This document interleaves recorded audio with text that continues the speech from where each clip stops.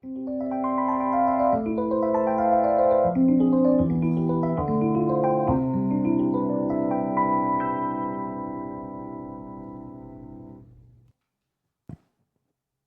morning.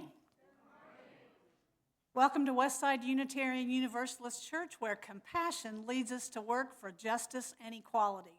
I'm really glad that you're here today. It's my hope that you will find something here that nourishes your heart, feeds your mind, and grows your spirit. My name is Carol Kappa, and I will be your worship associate this morning. Whether you're a spiritual seeker, an atheist, or a theist, Westside is a community of many beliefs, genders, and sexualities. We're a community of diverse cultural, racial, and class backgrounds, and also a community of varied abilities and gifts. Some people here find inspiration in great books, others in the great outdoors, and others still in great conversation. But whoever you may be, all are welcome in our inclusive congregation. And so to newcomers and old friends alike, together we say, welcome. At Westside, we are raising the next generation of Unitarian Universalists, and we sure want them to know that they are an important part of our community. And so several years ago, we chose to be radically inclusive and to adopt a multi-generational worship, where our services include all family members. So welcome to children and youth of all ages. Now, there's a number of announcements included in your order of service today. Please take them with you so that you might need for reminders for this week or after the first of the year, and share them with others and maybe put it on your refrigerator. We've got this wonderful save the date sheet that Linda Ice has created so you can see what's going to be happening this week and throughout the next few weeks. We're really excited to have a Christmas Eve service that's going to be a little different than in the past, kind of a Dickens play, and it's going to be organized and directed by our very own Darren Cote. So come and see what's happening. Bring your children and family members to that. Then after the first of the year, we've got a dedication for our piano. That's going to be a very lovely service, and we're excited to have that. And then a repeat of the casino night that we did earlier in the year. So lots of things happening. For those of you joining us online or visiting with us today, if you're not already on our mailing list, please do that by clicking the link at the bottom of our westsideuu.org website. And for those here in person, please take a moment now to silence all your devices. So this morning, I'm pleased to announce that the reflection will be given by our guest speaker, the Reverend Lora Brandis. Mary had a little baby. If you've been here before, you've seen and heard Reverend Brandis. She's spoken several times, and we've thoroughly enjoyed her reflections. And if you're a newcomer and a visitor, you're in for a real treat. She'll be telling the Christmas story from Mary's point of view as we take heart from her courageous yes. And so now I invite you to take a nice big deep breath. And from wherever you are, settle into this sacred space that we create, and let us worship together as we listen to this morning's prelude, Let It Snow by Jewel Stein, performed by Dr. Yuki Kumamoto.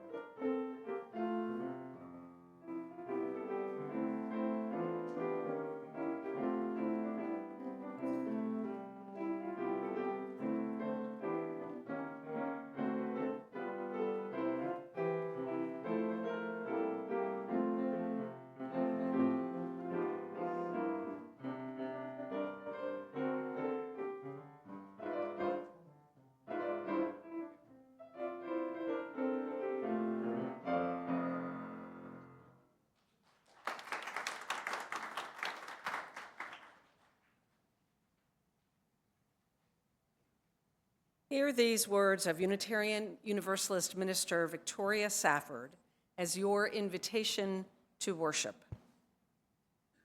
Now is the moment of magic, when the whole round earth turns again toward the sun. And here's a blessing.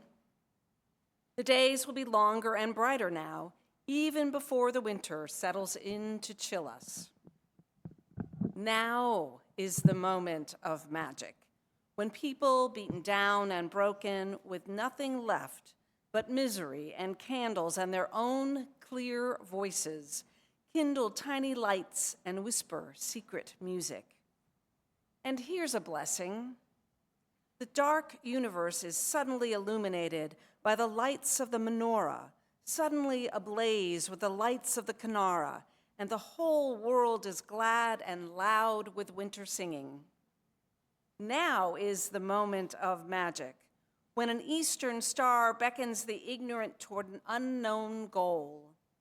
And here's a blessing. They find nothing in the end but an ordinary baby, born at midnight, born in poverty, and the baby's cry, like bells ringing, makes people wonder as they wander through their lives what human love might really look like, sound like, feel like. Now is the moment of magic. And here's a blessing.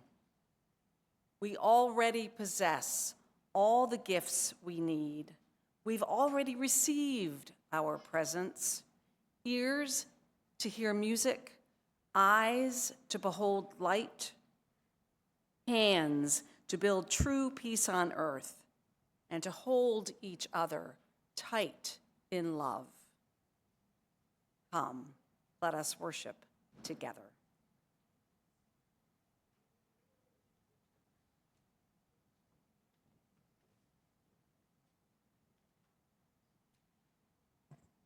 As do many Unitarian Universalist congregations, we begin our time together this morning with the lighting of the chalice. I invite Lisa and Jim Franey to come forward and light our chalice this morning.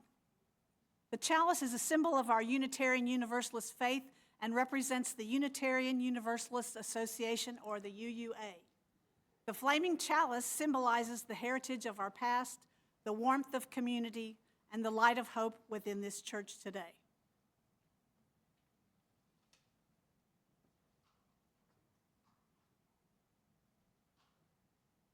Chalice Lighting for Winter Solstice by Sharon Wiley. Last night here at Westside, we celebrated the longest night of the year, otherwise known as the winter solstice. In honor of ancient traditions that celebrate this time of longest night, we observe that the flaming chalice holds the elements of 4 directions: earth, air, fire, water. The lamp oil for earth, the air that feeds the flame, the fire we light, and the chalice itself, the cup, the symbol of water. We light our chalice and reflect on the light that we need to guide us through hard times, the light of our shared faith, the light of our loving community, the light of love, joy, and hope. Wasn't expecting that. Our opening hymn is number 226, People Look East, in your gray hymnal. Please stand if you are able and so moved, and join our song leader, Scott Paulson.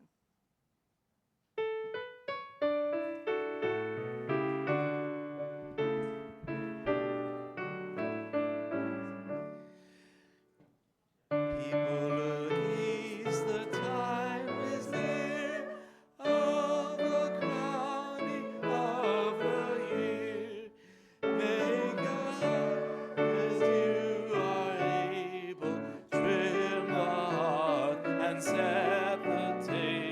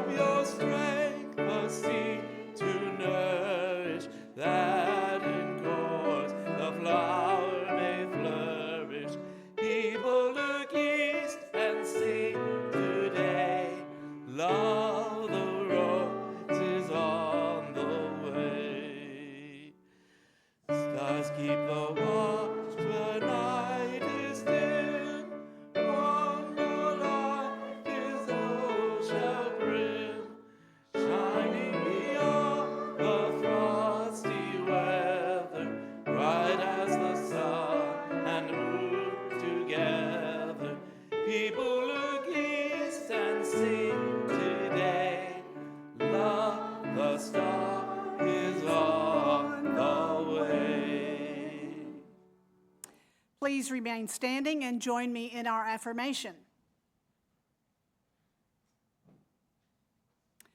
Love is the doctrine of this church. The quest of truth is its sacrament, and service is its prayer. To dwell together in peace, to seek knowledge in freedom, to work for justice through action, to serve others in community, to the end that all souls shall grow into harmony with creation. Thus do we covenant with one another. And you may be seated. And so now please come forward if you are young at heart or would like to have a close-up view of our Time for All Ages. This is going to be presented by our fantastically exciting Director of Religious Education, Nikki Kennedy. And afterwards, we will sing the children back to their seats with As We Leave This Friendly Place, number 414 in your gray hymnal.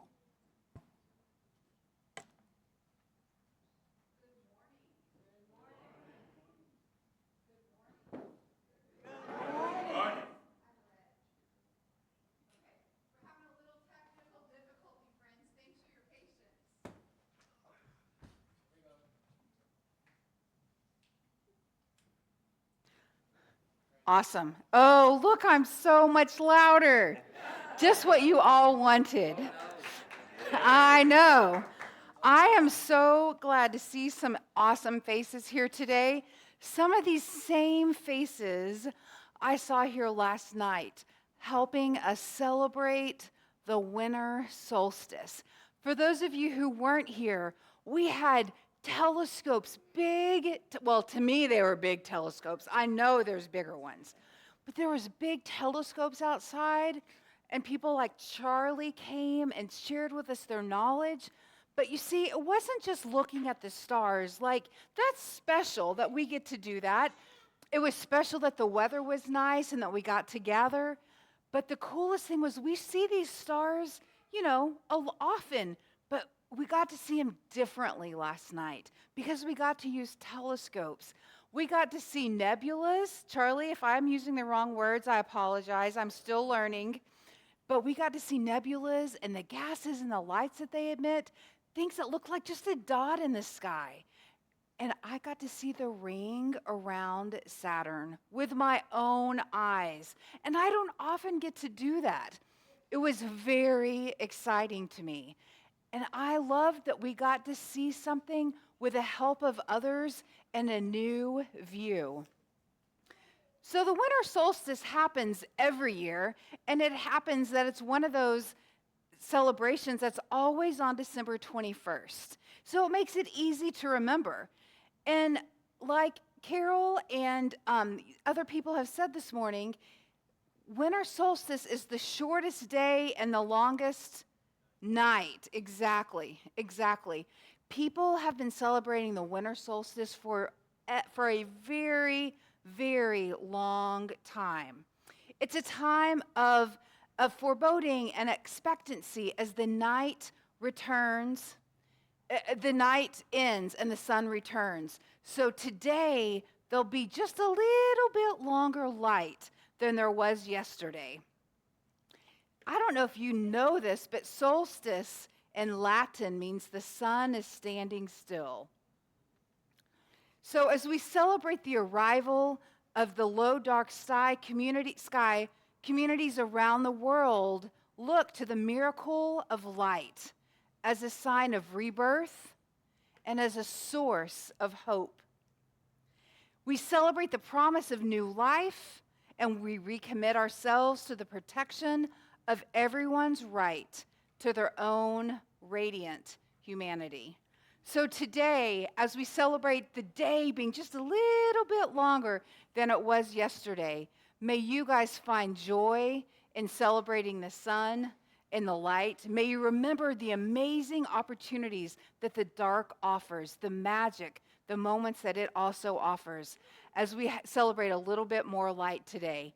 And for those of you who don't know, there's a cute, inquisitive young one up here that has captured everyone's attention, which is a good sign of a reminder of hope that is for all.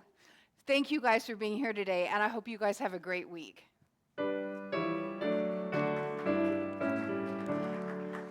As we leave this friendly place, love give light to every face. May the kindness which we learn light our hearts till we return. As we leave this friendly place, love give light to every face. May the kindness which we learn light our hearts till we return.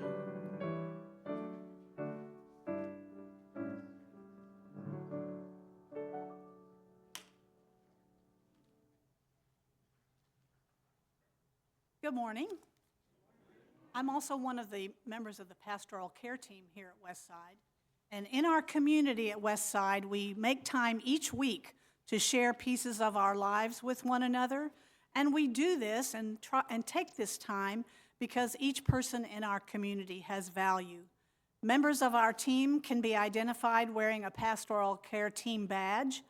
And also, we would ask you to submit your joys and concerns to the team by completing one of these orange forms that are located right outside the door here. Or you can email us at pastoralcare@westsideuu.org, or you can just contact any member of the team in person. The current members of the team, besides myself, are Jane Hardwick, John Fisher, Debbie Rake, Brenda McKeon, and Barbara Crotty. Most of those folks are here today. Would you identify yourself by raising your hand so we can identify you? Thank you very much. All right. There you go. All right. We share our concerns with one another today, knowing that sorrows come into each person's life, knowing that together we offer comfort. And as I read your concern, if you are here, please raise your hand to identify yourself. We have one concern, and that's from Leela Woods. Tom and Leela were here last night. It was so good to see them. And she says her brother and sister both lost spouses to death recently within about a month of each other. And so please keep them in your thoughts this holiday season. We also like to share joys with one another, knowing too that joys come into all of our lives and that together our voices can rise in a chorus of celebration. And again, if I call your name, please raise your hand. Davika Lyles has shared a joy. She says, our family is committed to doing a daily chalice lighting through 2025. If you would like to join us, she says, please contact me for details. And there's Davika right there. She'll tell you all more about it. And also, our fantastic DLRE Nikki has put in a joy, and she says, thank you all for sharing the amazing winter solstice last night. It was a great evening. We had like 14 different big, huge buckets of soup to share, so it was wonderful. So we make space each week for musical centering, knowing the life and experience of every person matters, and together our lights shine brighter. As we hold all these joys and concerns among us, both those spoken and unspoken, let us sing together number 1002, Comfort Me, in the Teal Hymnal.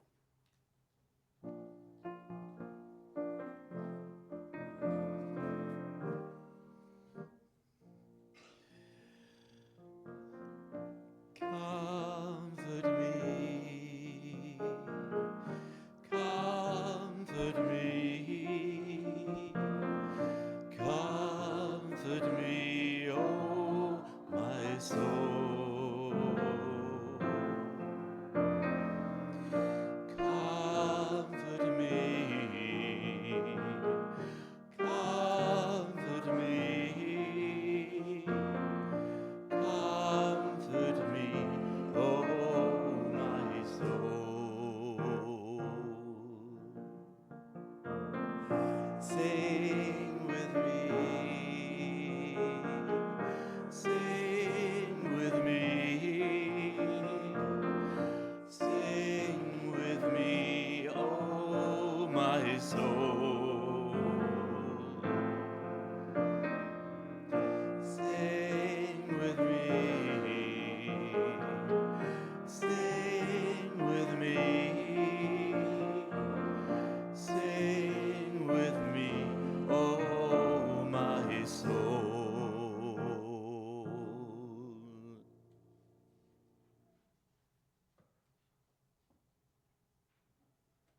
Good morning. My name is Glenda Hood. I will be your meditation reader this morning. I now invite you to relax your mind and body and join in a time of meditation. Today, we will begin with an introduction titled Unitarian and Universalists at Christmas by Kate McKenna. Afterwards, our bell will sound to signal the start of a minute of silence for your own meditation, prayer, or reflection, and it will sound again at the end of that minute. They say a story can carry a truth far greater than the literal truth. You know the value of stories. We know they carry truth. We know they carry more truth than just the plain truth ever can.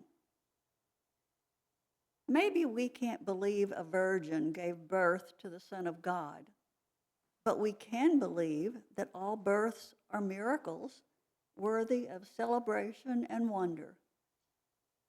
Maybe we can't believe angels brought revelations, but we can believe truth can be revealed through the actions and words of those who dare to speak it and to act it.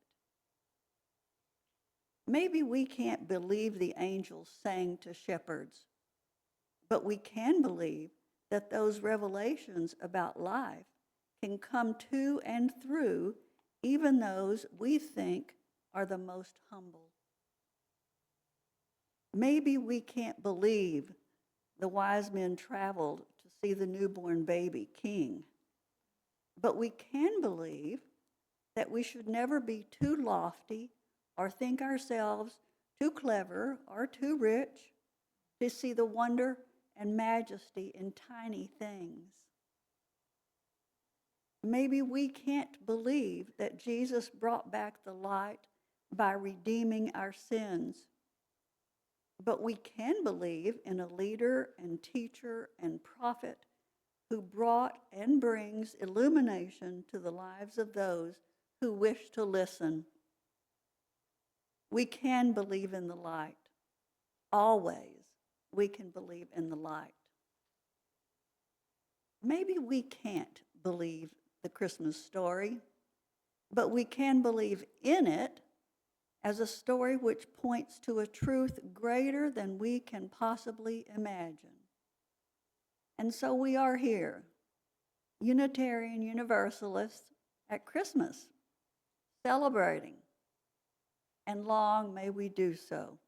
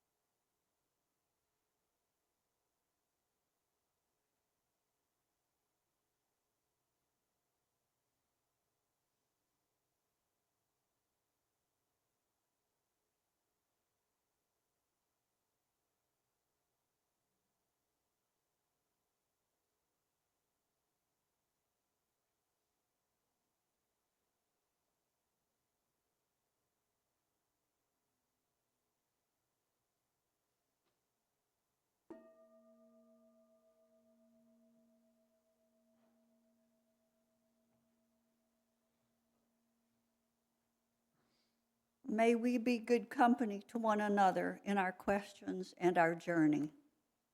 May it be so. Blessed be, and amen.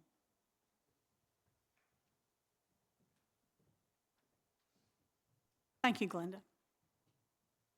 So here at Westside, we practice our UU faith in a variety of ways. One of those is by giving 100% of our gifts to the weekly collection unless we otherwise designate it, to support organizations who carry out our transcendent values of compassion, justice, and equality.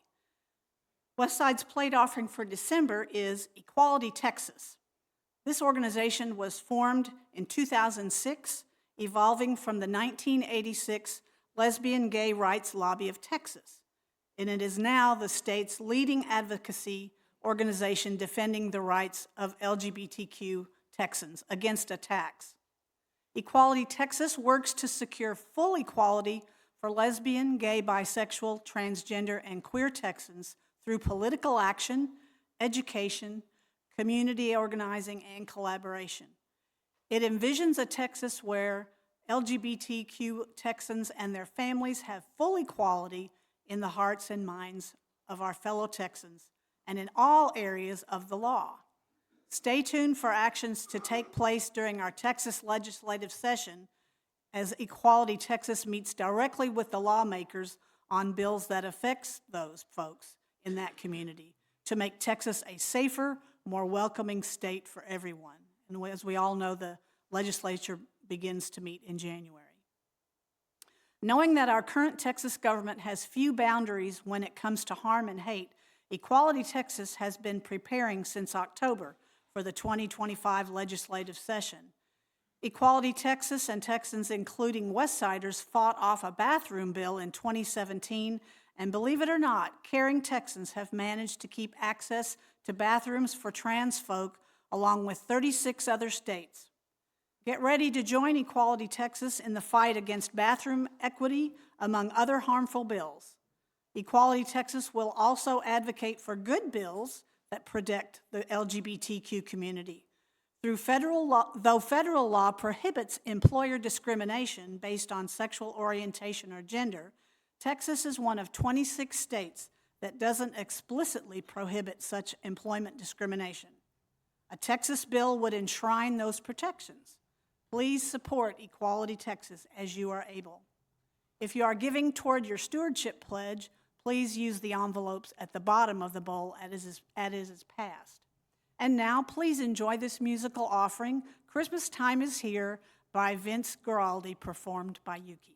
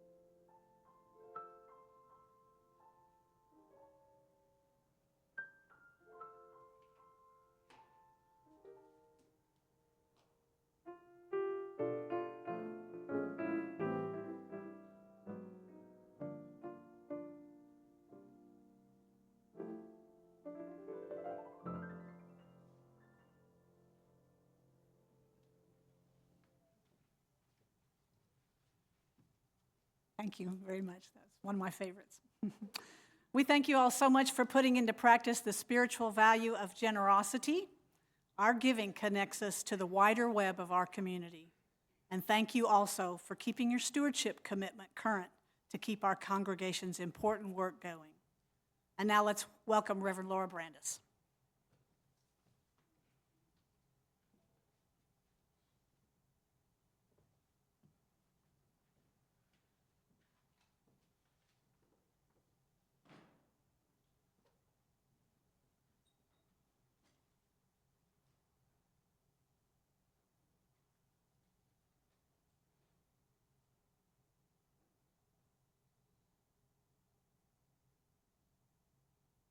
Begin with a reading by Denise Levertov, The Annunciation. We know the scene. The room variously furnished, almost always a lectern, a book, always the tall lily. Arrived on solemn grandeur of great wings, the angelic ambassador, standing or hovering, whom she acknowledges, a guest. But we are told of meek obedience. No one mentions courage. The engendering spirit did not enter her without consent. God waited. She was free to accept or to refuse, choice integral to humanness. Aren't there annunciations of one sort or another in most lives?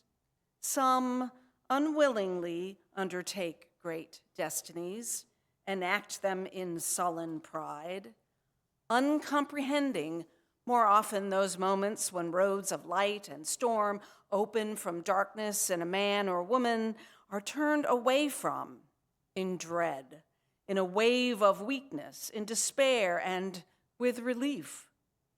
Ordinary lives continue. God does not smite them, but the gates close, the pathway vanishes. She had been a child who played, ate, slept like any other child, but, unlike others, wept only for pity, laughed in joy, not triumph, compassion and intelligence fused in her, indivisible.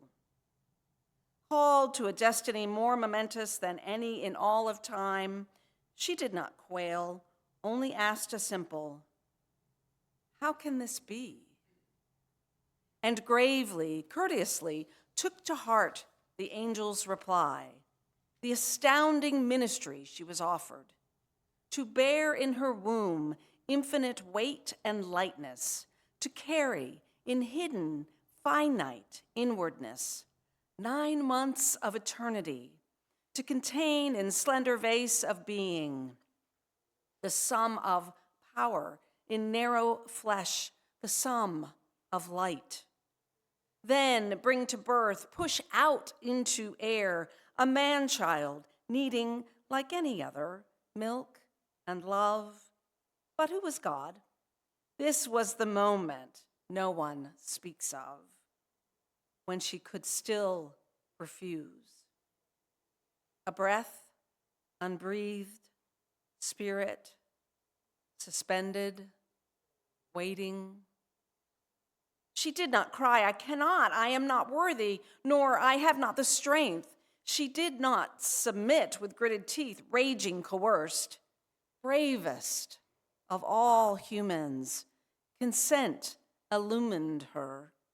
The room filled with its light, the lily glowed in it, and the iridescent wings. Consent, courage unparalleled, opened her utterly. The words of the poet Denise Levertov.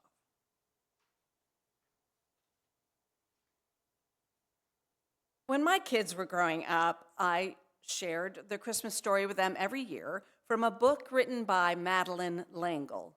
Yes, that Madeleine L'Engle, the author of the beloved A Wrinkle in Time. This book is called The Glorious Impossible and includes photos of the frescoes from the 14th century artist Giotto. Now, Giotto's work was considered groundbreaking because it humanized the Christian story in a way that the people who inhabited the story were people like you and me, going about their ordinary lives when the extraordinary breaks in, and they are forever changed. When the viewers of Giotto's frescoes stood in awe in the Scrovegni chapel in Padua, Italy, they believed. Yes, they believed in the story the way it had been handed down to them. And they believed that what Madeleine L'Engle called the glorious impossible could be true for them as well. Standing there in the chapel, seeing themselves in the story. They believed. They believed the extraordinary could break into their ordinary lives. It isn't just that we tell the story. It's how we tell the story that matters. I read the way Madeleine L'Engle tells the story to my children because I wanted them to hear it in this way. Mary had the courage to question the angel. What a brave young girl. When she finally does say yes, she does so because of her courage. She says yes to a glorious impossible. Possible things are easy to believe, L'Engle writes. The glorious impossibles are what bring joy to our hearts, hope to our lives, songs to our lips. I wanted my children to hear that glorious impossibles are made possible when we say yes to life. I wanted them to hear how the Magi are portrayed, wise men who understood that the birth of one child can change the course of history, that all of creation is connected. In Madeleine L'Engle's words, the crying of a baby sends sound waves to galaxies thousands of light years away. Finally, I wanted them to hear the story this way, that the birth of one child can offer hope and love embodied by one innocent child can be threatening to oppressive power. Jesus' life encompassed the sort of love that threatens empires. I did want them to hear, as difficult as it is to hear, the story of King Herod slaughtering innocent children. I wanted them to know that the story includes an account of a king who is so threatened about being replaced that he orders the killing of thousands of innocent children. Hearing the story this way, we are reminded of the innocents who die every year. In our own time, we are reminded of the children in Gaza. And in our own time, we still believe in the glorious impossibility of love. It isn't simply that we tell the story, it's how we tell the story that matters. This is a very Unitarian, universalist approach to Christmas, of course. We know there are timeless truths in the story, even when we don't believe the miraculous details. We can hear the story as a parable, as theologians Marcus Borg and John Dominic Crossan would have us do. In their book, The First Christmas, What the Gospels Really Teach About Jesus' Birth, they caution us about falling into the either-or trap when interpreting these stories. Either they are fact or they are fiction. There is a third option. The stories are parables, overtures to the narrative, added later to the biblical account of Jesus' life. Borg and Crossan point out that many of us have childhood memories of hearing the stories as fact, just as the people in the pre-modern Christian world did. Borg and Crossan write this: "We heard them in an early childhood state of mind known as pre-critical naivete. In this stage, we take it for granted that whatever the significant authority figures in our life regard as true is indeed true, which is why I read the version of the Christmas story that I read to my children. There was enough in it of parable and metaphor that they could understand a deeper meaning, a timeless truth.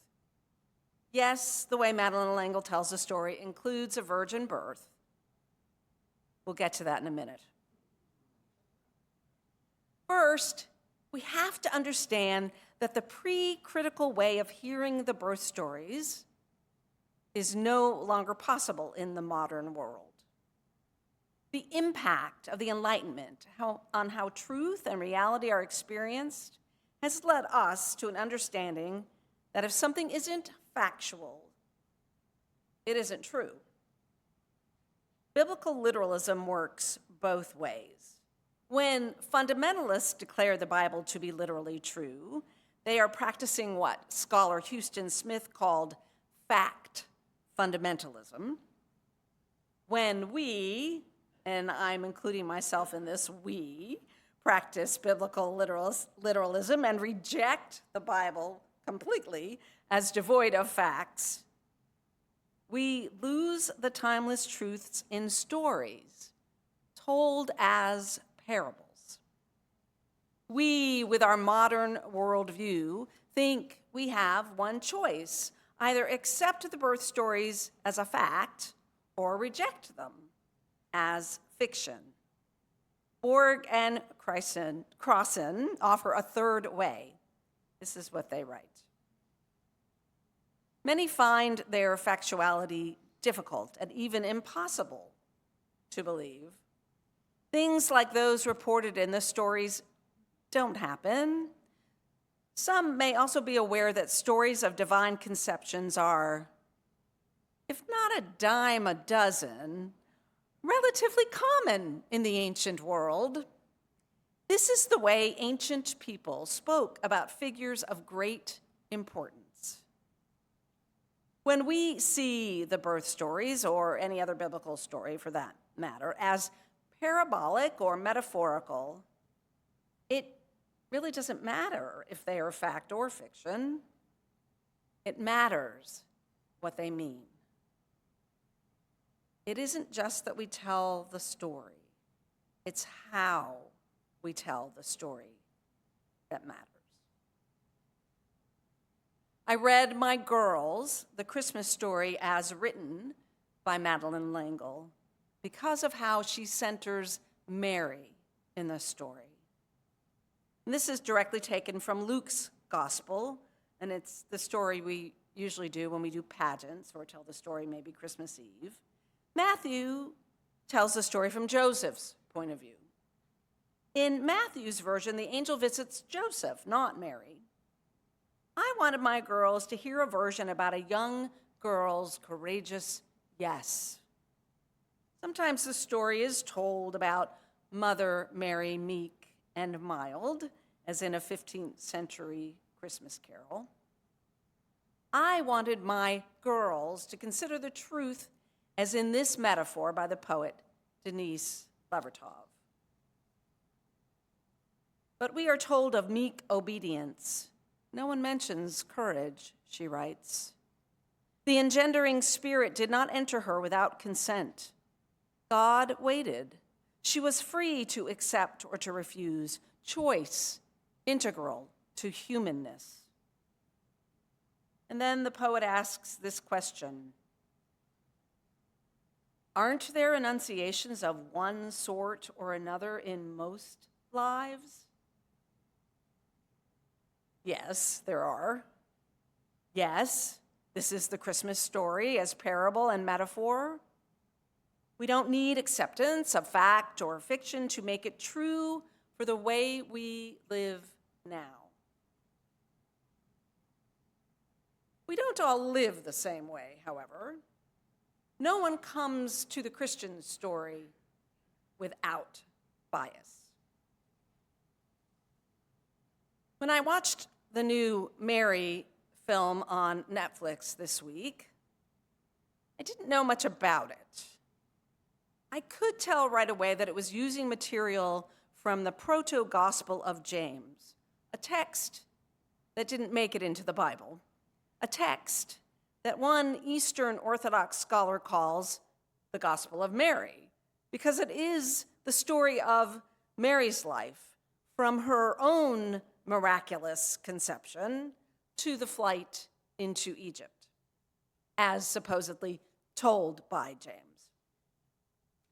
I became familiar with the Proto-Gospel of James in preparation for this sermon and watched the movie in preparation for this sermon. The movie, funded by conservative Christians, including Joel Osteen, departs greatly from all of the Gospels, including the Proto-Gospel of James. It is a work of fiction that relies on fact fundamentalism, or perhaps it is best described as a fitting interpretation of the Christmas story in our post-fact world. The film has been criticized for the way it perpetuates conservative ideals around women and gender. It has also been criticized for its depiction of Jews and Judaism. Now, Mary is not meek and mild, yay, but she alone of all the Jewish inhabitants of the temple feeds the poor. Joseph is young in this version of the story, and their relationship is quite romantic. He never questions Mary, and when his neighbors learn of her pregnancy, they chase them through the streets yelling, "Stone her," a reference to the ancient Jewish law about adultery. And in this movie, a very overtop portrayal of Jews as violent. There is plenty of emphasis on Herod as the enemy, even spurred on by the devil as the enemy. But when their neighbors turn on them, it becomes confusing who the real enemy is, further perpetuating Jewish stereotypes or Christian stereotypes of Jews.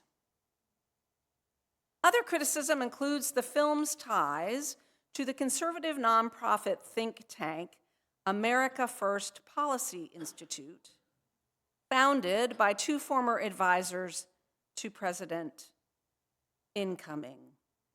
I don't like to say his name. And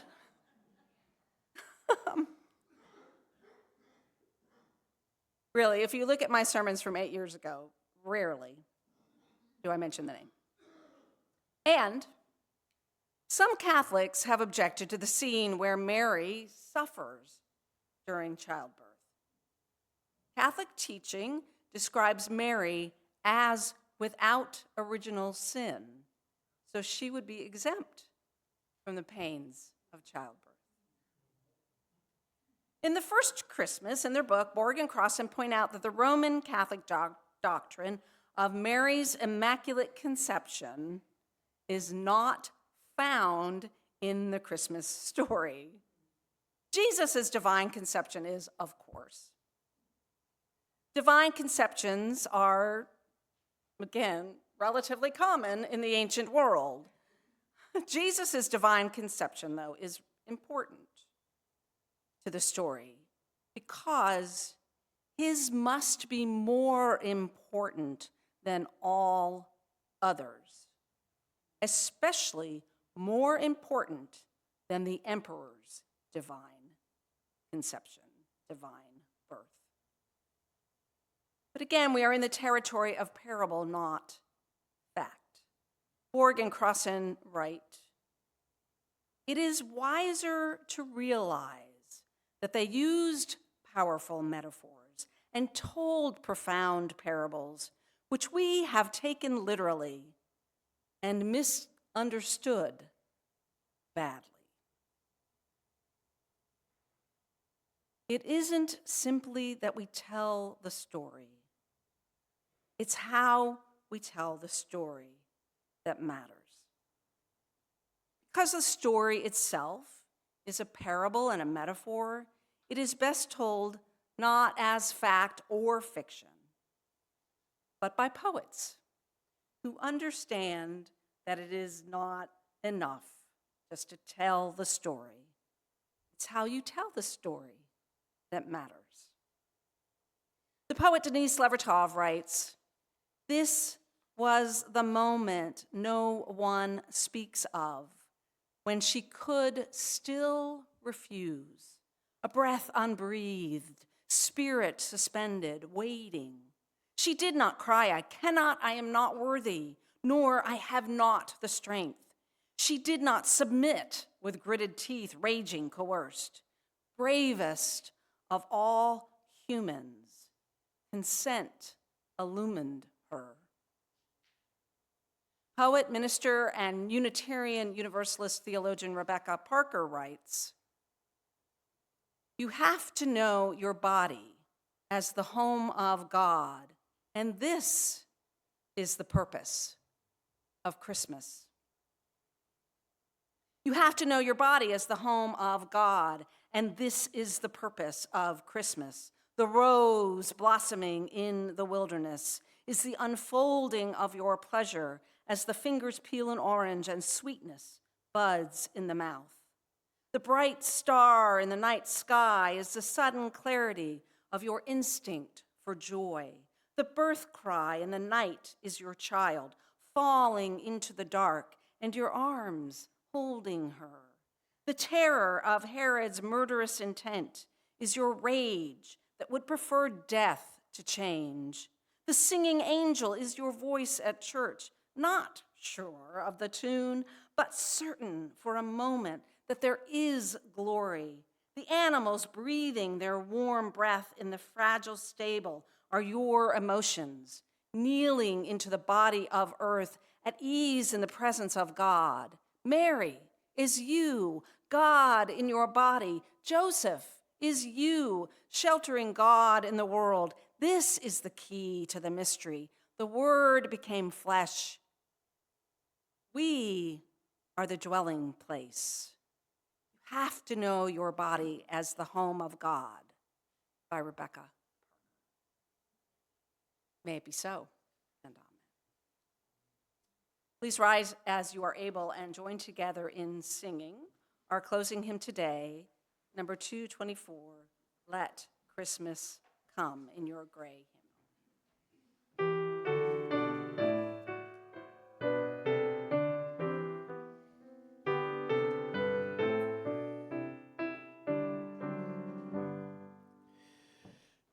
Let Christmas come, its story told, when days are short and winds are cold. Let Christmas come, its lovely song, when evening's come and night is long. Let Christmas come, its great star glow on quiet deep parks of snow. Let Christmas come, its navel gleam, love born again, the truth of dream.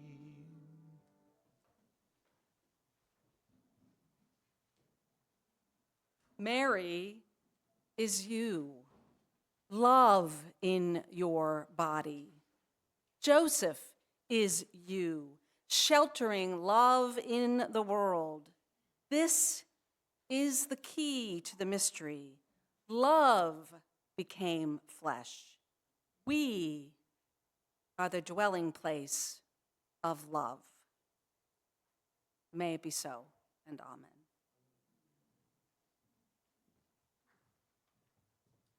Thank you, Reverend Brandis. We so appreciate your message today. It's wonderful. And Westside, it's so good to see you today. We want to wish you a Merry, Merry Christmas. It's so wonderful to see Jay Dodds here with us today. Hope you all hug her neck before you leave. And I challenge you to find something more Christmassy than Jim Franey wore today for next Christmas. You got us in the Christmas spirit, Jim. Thank you very much.